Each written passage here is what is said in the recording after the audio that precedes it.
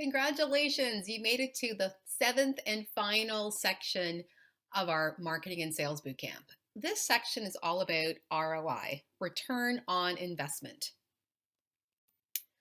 Ultimately, you are in business to make money. That is why you started the business in the first place. So, in order to make a return to make money, we need to look at two things. One is how much money do you make? And the other one is how much money did you spend to make those sales? The difference between what you made and what you spent is your return. So, first, let's look at the cost because that is more controllable than what you make. You can control how much you spend. It's a lot harder to forecast and guarantee sales. So, here's an example that I did for one of my clients. This actually was for the hair care brand, and it was some very low cost potential marketing fees they would incur based on doing a rebranding as well as marketing. Now, these costs were just estimates. They're by no means a guarantee you'll get the same cost with another supplier. Higher, they could be higher or lower, it really depends. But it's important to say to yourself, if I have to determine my priorities, and back for the hair care brand, we had looked at 12 potential marketing tactics, and we were going to say which of those tactics were my priorities. What is the cost to then execute those marketing priorities? So here were some estimated costs on a monthly basis. After you do that, you would then go and do a similar framework for your revenue. What is your estimated revenue on a monthly basis? Now that one's always harder, and unfortunately it doesn't add up as quickly as your costs add up, right? It's kind of like your Visa bill. It adds up really quickly, but you can't guarantee sales in month one, two, three. It might take you months to make a sale. And no one usually has the benefit of time when it comes to breaking even and making a profitable business. But what you can control are the costs. So by determining your priorities and looking at the cost for each one, you might actually go back and say, you know what, I had 5 priorities of the original 12, but based on the estimated cost, I can only afford to do 3 of those priorities for the next 6 months. And maybe I will then do all 5 in the latter half of the year. So think of it that way.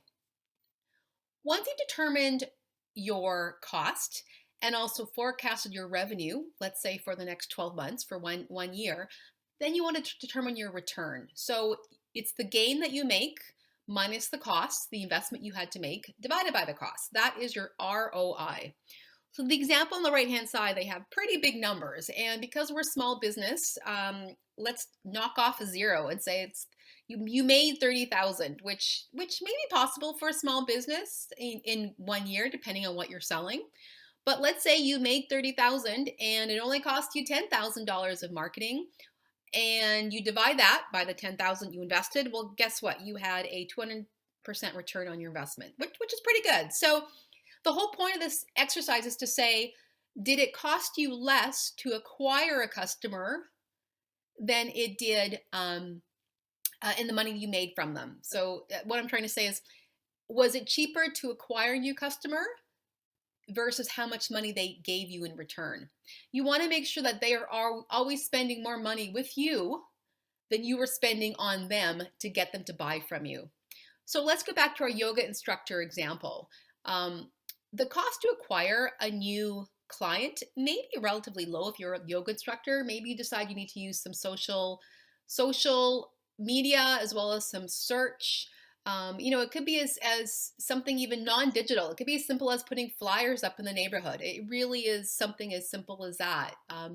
When you decide what your marketing tactics are, what's that cost to you? And how do you forecast the revenue you'll get from every new customer? And there's something more to figure out.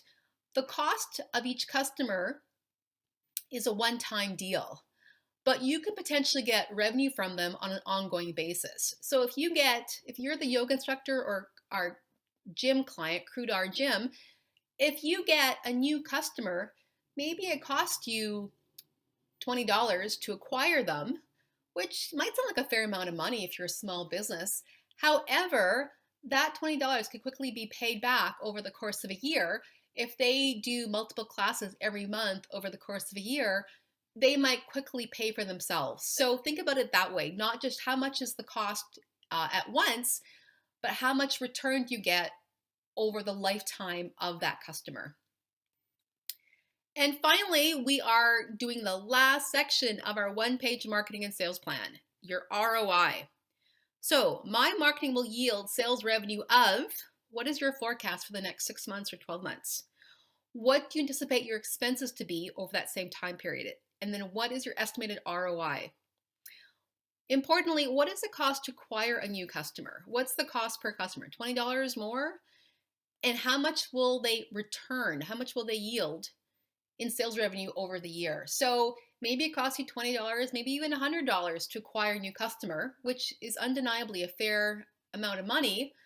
But if they cost you $100 and in return you got $300 from every new customer, you would easily spend $100 if you would get 300 in return, right? So you'd give me, if I told you give me $100 and I'll give you back 300, sure, you'd do it. That's the same way to look at your marketing. If you can spend less and make more, it's a good deal. I wish you well in your marketing endeavor. Don't forget that Enterprise Toronto has many smart advisors who are there to help you, and they would love to help you with your business plan. All the best.